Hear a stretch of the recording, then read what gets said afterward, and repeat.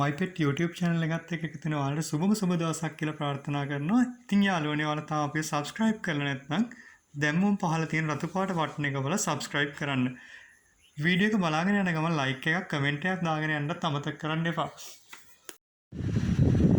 හොඳයි යාළුවනේ අද වීඩියෝ එකෙන් මම ඔයාලට කියලා දෙන්න යන්නේ කුඩා ළමයෙකුටත් කරන්න පුළුවන් ඉතාම පහසු ව්‍යාපාරයක් ගැන ඒ වගේම හොඳ ආදායමක් ගන්න පුළුවන් ව්‍යාපාරයක් ගැනයි මම ඔයාලට අද වීඩියෝ එකෙන් කියලා දෙන්න යන්නේ.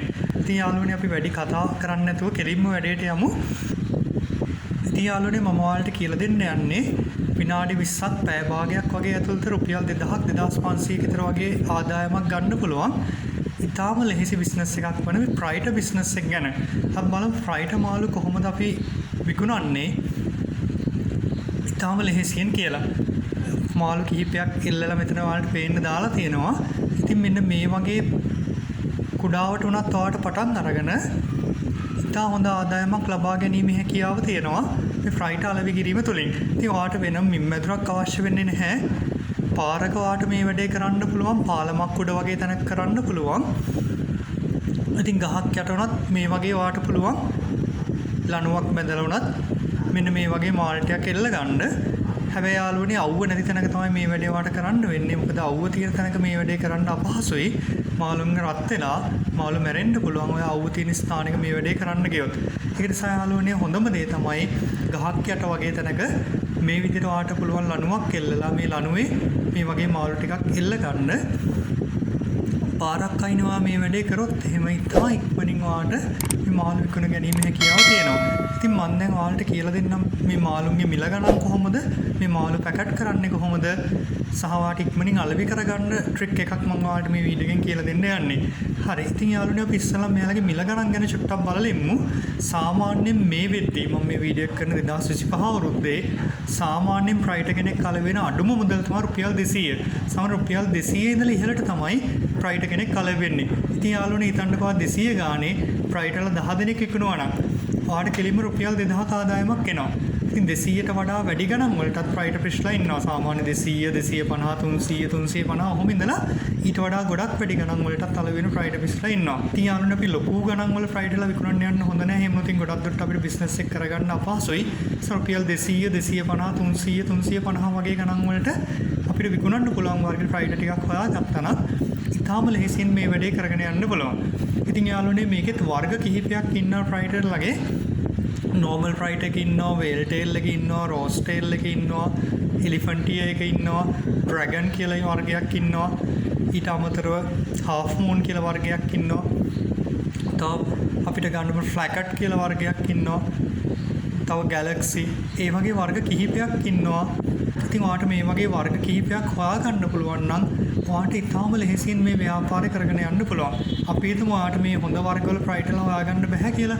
ප්‍රශ්නයක් නෑ. ඔයාලට සාමාන්‍ය ෆ්‍රයිටර්ලා උනත් කීප දෙනෙක් ගන්න පුළුවන් නම් පාටින් උදාහරණයක රතු පාට, කොළ පාට, නිල් පාට, සුදු පාට, අලු පාට මේ වගේ විවිධාකාර වර්ණ වලින් මේ ෆ්‍රයිටර්ලා ඉන්නවා.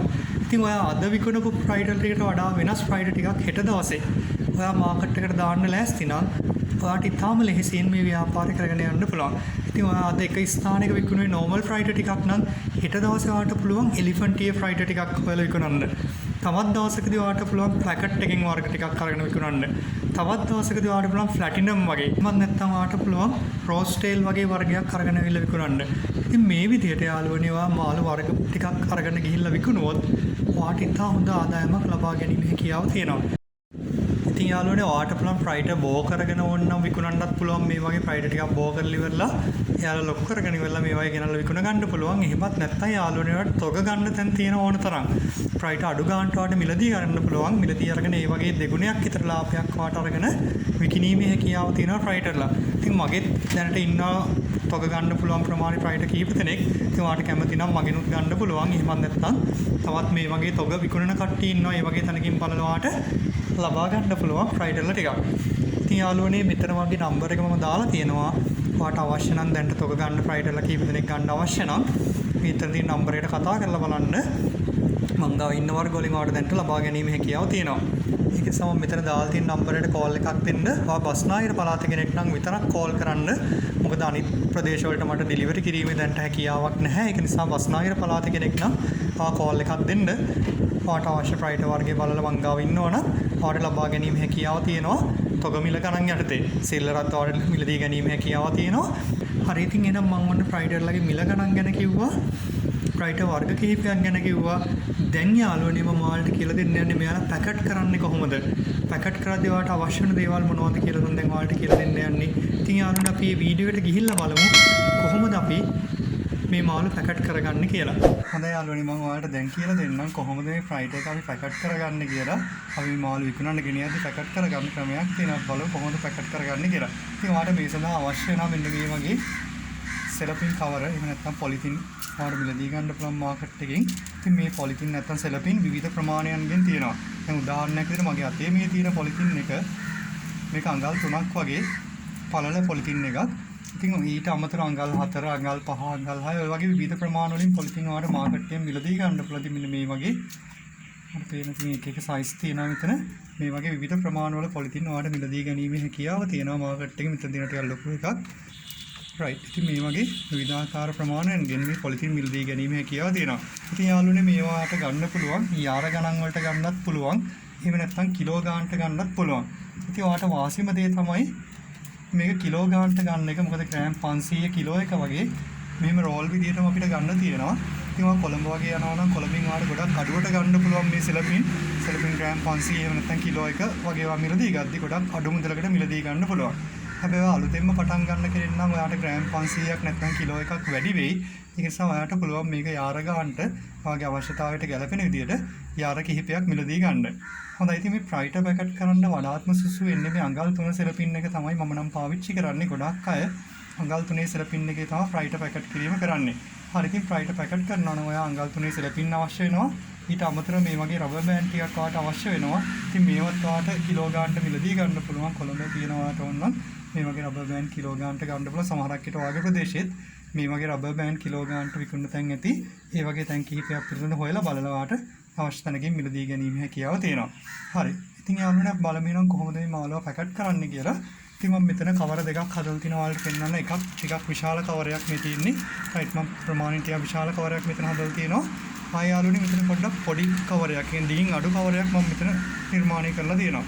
ඉතින් අපි බලමු මේ මෙහෙම සයිස් දෙකකින් මම කවර හදාගෙන තියෙන්නේ කියලා. ඉතින් ඔයාට ඔක්සිජන් සිලින්ඩර් එකක් තියෙනවා නම් මේ මාළුවා දාලි කරලා අනිවාර්යයෙන්ම ඔක්සිජන් ගහන්න ඕන. මොකද මේ මාළුවා දැන් ගෙනිච්ච ගාම දැන් බෝතලයට කවුරුත් දාගන්න නැහැ. මොකද දැන් අපි මේක අරන් ගිහිල්ලා විකුණන්න අරන් යද්දිත් අපිට යම්කිසි කාලයක් ගත වෙනවා ගෙදර ඉඳලා විකුණන ස්ථානට අරන් යන්න. ඒ වගේ මේ යාළුවනේ අපි අරන් ගිය ගාම කස්ටමර් කෙනෙක් එන්නේ නැති වෙන්න පුළුවන් අපේ. නේද? ඒක නිසා කස්ටමර් කෙනෙක් එනකම් මේ මාළුවා මේ කවරේ ඉන්න ඕන. ඊට පස්සෙත් මෙයා විකුණුවාට පස්සෙත් යම්කිසි වෙලාවක් ගත වෙනවා කස්ටමර්ට ගෙදර ගෙනහිල්ලා මේ මාළුවා බෝතලයකට දාගන්න. ඉතින් ඔයා ඔක්සිජන් ගහුවේ නැත්නම් කවරේට මේ මාළුවට වැඩි වෙලාවක් ඉන්න බැරි වෙනවා. එයා මැරෙන්න පුළුවන් කවරය ඇතුලේ. මේක නිසා යාළුවනේ ඔයාට ඔක්සිජන් සිලින්ඩර් එකක් නැත්නම් ප්‍රමාණයෙන් ටිකක් විශාල කවරයක් හදාගන්න. විශාල කවරයකට මේවා පැකට් කරන එක වඩා හොඳයි. මම පෙන්නන්නම් කොහොමද පැකට් කරන්න කියලා. ඉතින් ඔයාට ඔක්සිජන් සිලින්ඩර් එකක් තියෙනවා නම් මේ වගේ පොඩි කවරයක් ගත්තට කමක් නැහැ. මාළුවා පැකට් කරන්න. හොඳයි යන්නේ මම එනම් පැකට් කරන්න කියලා ඔයාලට කියලා දෙන්නම්. ඉස්සෙල්ලා මම මාළුවෙක් දාන්න නැතුව නිකන් වක්‍ර කවරයකට දාලා ඔයාලට පැකට් කරන්න ලේසි දෙයක් කියලා දෙන්න යන්නේ. හරි මම මේ සඳහා පාවිච්චි කරනවා මෙන්න මේ වගේ ප්ලාස්ටික් බෝතලයක් කපලා මෙන්න මේක පොණේලයක් වගේ විදිහට මම හදාගෙන තිනවා. මේක පාවිච්චි කරන්න යන්නේ මේක වතුර දාගන්න. ඊළඟ මම පොඩි කවරේ ගත්තා. කවරේට මේ වගේ පොණේල තියලා ඉවර වෙලා මෙන්න මේ වතුර දාගන්නවා. රයිට්. ඉතින් අපේ ගොඩක් අය කරන වැරද්දක් තමයි මෙතන මේ පෙන්නන්න යන්නේ මාළුවා දාන්න නැතුව ගොඩක් අය කරන වැරද්දක් තමයි මේ විදිහට කවරේට වතුර දාලා මාළුවක් දාලා ඉවර වෙලා ඔක්සිජන් නැතුව එයාලා කරන්නේ ඔක්සිජන් නැති අය ගොඩක් අයට මේ වැරද්ද කරනවා. එයාලා කරන්නේ මෙන්න මෙහෙම කවරේ වතුර තියෙන ප්‍රමාණයට මෙහෙම අරගෙන ඉවරලා කවරේ මෙහෙම ගැට ගන්නවා. ඉතින් යාළුවනේ ඔයාලා කවදාවත් මේ වැරද්ද කරන්න එපා. මාළුවට කවරේ ඇතුළේ ඉන්න වතුර විතරක් ප්‍රමාණවත් නැහැ. වතුර විතරක් තියලා මෙහෙම ගැට ගහුවොත් එහෙම මාළුවා මැරෙනවා. අනිවාර්යයෙන් විනාඩි 5ක්වත් මාළුවාට මේක ඇතුළේ ඉන්න බෑ. ඒක නිසා ඔයාට ඔක්සිජන් සිලින්ඩර් එකක් නැත්නම් ඔයා කරන්න තියෙන හොඳම වැඩේ තමයි මේ කවරේට වතුර ටිකක් අඩුවෙන් දාගන්න. කවරේට වතුර ටිකක් අඩුවෙන් දාගෙන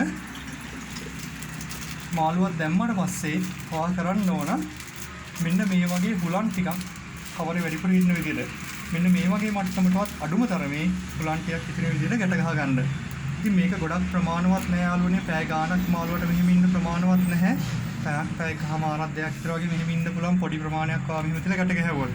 ඉතින් මම අර ලොකු කවරයක් ගත්තේ ඒකයි හුලං ප්‍රමාණය පොඩ්ඩක් වැඩි කරලා ගැට ගහන්න. ඒතර මාළුවට අඩුම තරමේ පැය 4-5ක්වත් ඉන්න පුළුවන් කවරය ඇතුලේ ඔක්සිජන් ගහන්න නැතුව. මම මෙතන උදාහරණයක් විදිහට තමයි ඔයාලට මේ වතුර ටිකක් දාලා පෙන්නුවේ. හරි. එහෙනම් අපි බලමු යාළුවනේ මාළුවෙක් පැකට් කරලා. right මම මේ ලොකු කවරේ ගන්නම් මේකට. ඉතින් මම මේ පුනේලි පාවිච්චි කරන්නයි කියලා ඔයාලට දැන් ගැටලුවක් වෙයි. මට බෝතලේ කෙලින්ම ඇල කරලා වතුර දාගන්න තිබුණා. එහෙම දාන්න නැතුව මම මේ පුනේලියක් වගේ හදාගත්ත. මේ බෝතලෙයි පාවිච්චි කරන්න කියලා ගැටලුවක් වෙයි. ඉතින් මාළුවව ඔයා මෙහෙම කවරේට දාන්න ගියොත් සමහරක් විට වතුරත් එක්ක මාළුව බිමට වැටෙනවා. ඉතින් මාළුව ඩැමේජ් වෙන්න පුළුවන්. සයාලුනේ මේ වගේ පුනේලයක් ඔයාලා හදාගන්න ප්ලාස්ටික් බෝතලයක් කපලා ඉවරලා ඒක මෙහෙම කවරේට තියලා ඉවරලා වාට පුළුවන් මේ මාළුවා මේකට දාගන්න. ඉතින් මේක වතුර ටිකක් වැඩි වගේ මම ඒක නිසා මේ ජෑම් බෝතලෙට වතුර ටිකක් අඩු කරගන්නම් මේ විදිහට. right අඩු කරලා ඉවරලා මේ වගේ මට්ටමකට වතුර තියාගෙන මම මෙහෙම මාළුවා දානවා. දැන් ඔයාලට පේනවා ඇති කිසිම කරදරයකින් තොරව මාළුවා මට කවරේට දාගන්න බලවන්න වුණා. ඉතින් මම මේ විකුණන්න ගෙනියද්දී වතුර ටිකක් වැඩිපුර දාලා ගෙනිච්චට කමක් නැහැ. මොකද මාළුවා ලස්සනට පේන වතුර ටිකක් වැඩිපුර තිබුණොත් එහෙම මොකද මාළුවාට පීනන්නේ වතුර ටිකක් අවශ්‍යයි. ඒක නිසා මෙන්න මේ වගේ මට්ටමකට වතුර ටිකක් දාගන්න. හරි. ඉතින් අපි නම් සාමාන්‍යයෙන් කරන්නේ මෙහෙම දාලි වල පොඩි කවරයකට මාළුවා දාලි වලලා ඔක්සිජන් ගහන එක තමයි අපි නම් කරන්නේ. ඉතින් ඔක්සිජන් නැති කෙනෙක්ට කරන්න විදියට තමයි මම මෙතන පෙන්නන්න යන්නේ. ඉතින් ඒක සායලුනේ මේ වගේ ටිකක් ලොකු කවරයක් අරගෙන පාට පුළුවන්. මෙන්න මේ වගේ මට්ටමකටවත් පුළුවන් විදිහට මෙන්න මේ වගේ මට්ටමකටවත් ගන්න. ඒ කියන්නේ වතුරට වඩා වැඩි ප්‍රමාණයක් මුලක ඉන්න විදිහට ගන්න. එතකොට ඔයාලට පැය 3-4ක් විතර උනත් මේ මාළුවා කවර ඇතුළේ තියාගන්න පුළුවන්. හරි. ඉතින් යාළුවනේ වැඩි පැහැදිලිද කියලා මම හිතනවා. එහෙනම් මම මෙන්න මේ විදිහට පොඩ්ඩක් අතින් කරකෝලි කර වෙලා එතන රබර් බෑන්ඩ් කීපයක් දාන්න යන්නේ. මොකද මෙතන කට ගැට ගහුවොත් එහෙම ගෙනියන කෙනාටත් මේක කපලා තමයි ගන්න වෙන්නේ මාළුවා එළියට. ඒ නිසා වාට පුළුවන් මෙන්න මේ විදිහට රබර් බෑන්ඩ් දෙකක් විතර අරගෙන මේකේ රෝල්ට දාගන්න. right. එහෙනම් මම මෙන්න මේක දාගන්න රබර් බෑන්ඩ් කීපයක්. කවර තව ටිකක් කුඩා වුණාට කමන්නේ යාළුවනේ. මම ඔයාලට පෙන්වන්නේ සැටියක් වැඩිපුර ප්‍රමාණයේ කවරයක් ගත්තේ. right. මේක තව චුට්ටක් විතර කුඩා කරත් කමක් නැහැ. right. එහෙනම් මෙන්න මේ විදිහට මම ගැට ගන්නවා රබර් බෑන්ඩ් එක දාලා. හරි. දැන් යාළුවනේ ඔයාලට පුළුවන් මෙන්න මෙතනින් මෙතනින් කම්බියකට දාලා ඉවරලා මෙන්න මෙතන ගන්න නම් වඩා හොඳයි. කම්බියකට දාලා ඉවරලා මේක එල්ල ගන්න පුළුවන් ඔයාලට. ඉතින් යාළුවනේ මේක එල්ලද්දි මම ඔයාලට කලින් වීඩියෝ එකේ පෙන්නුවා වගේ ගහක් යට වගේ ගොඩක් දුරට හොඳයි මේ මාළු ටික පේන්නවා තියාගන්න එක. අවුව තියෙන තැනක තියාගන්න යන්න එපා. මොකද කවරේ රත් වුණොත් එහෙම මේක වතුර රත් වුණොත් එහෙම මාළුවා මැරෙන්න පුළුවන්. ඉතින් පාලමක් උඩ එහෙම ගහක් යට වගේ ස්ථානික වාට පුළුවන් මේ වගේ මාළු ටික තියාගෙන විකුණන්න. ඉතින් යාළුවනේ හොඳම දේ තමයි ඔයාලට කරන්න තියෙන හොඳම දේ තමයි ස්කෝලයක් කිට්ටුව එහෙම නැත්නම් ටියුෂන් ක්ලාස් එකක් කිට්ටුවට අරන් ගියා නම් ඒ ක්ලාස් එක කරන වෙලාවට නැත්නම් ස්කෝලේ යන වෙලාවට අරන් ගියා නම් ඔයාලට මේ මාළු ටික වැඩි වෙලාවක් යන ඉස්සෙල්ලා විකුණ ගන්න පුළුවන්. ඉතින් පොඩි ළමයි විතරක් නෙමෙයි යාළුවනේ ගොඩක් වැඩිහිටිය අය පවා මේ වගේ ෆ්‍රයිටර්ල ඇති කරන්න ආසයි. ඉතින් ඔයාලට පුළුවන් මේ වැඩපොලක් කිට්ටුවක උනත් කමක් නැහැ. මේ වැඩපොලක් කරන වෙලාවට වගේ ස්ථානට ඔයාලට අරගෙන ගියා නම් ඔයාලට පැය භාගයක් විනාඩි 20ක් වගේ ඇතුළත මාළු 20ක් 30ක් වුණත් විකුණ ගැනීමේ හැකියාව තියෙනවා. හරි. මම හිතනවා යාළුවනේ ඔය අලුත් දෙයක් මේ වීඩියෝ එකෙන් ඉගෙන ගන්න ඇති කියලා. මේ වගේම අලුත් වීඩියෝ එකක් අරන් එනකම් මම අදට මෙතනින් නතර වෙන්න.